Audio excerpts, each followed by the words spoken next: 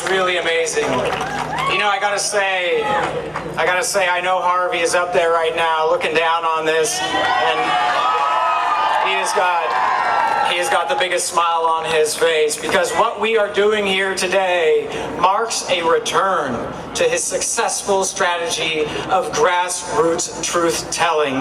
Finally, we are returning to that strategy, and his message was simple: be proud, come out, represent yourself, and reach out to our brothers and sisters in other communities, especially those who may vote against us.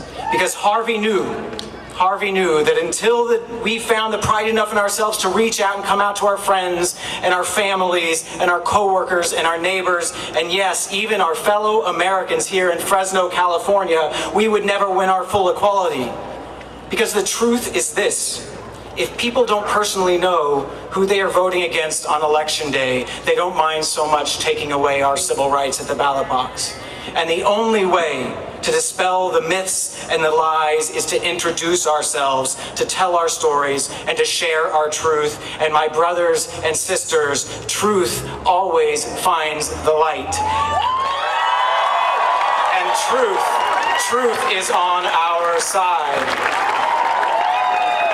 So I want to be clear, I did not come to Fresno today to protest. I came here today to introduce myself, to share our message of love and mutual respect with our fellow God-loving, patriotic Americans here in Fresno. I came here to help restart the mighty grassroots education campaign that Harvey Milk lit the fire for over 3 decades ago.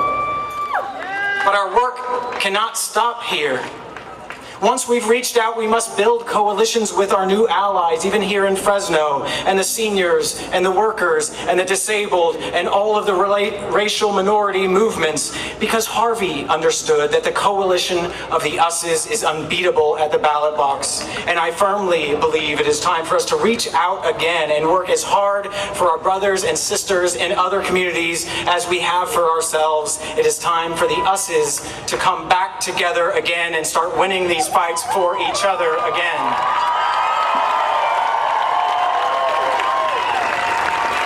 Because, you see, 30 years after Harvey Milk gave his life for the LGBT movement, I am still less than a heterosexual when it comes to my civil rights.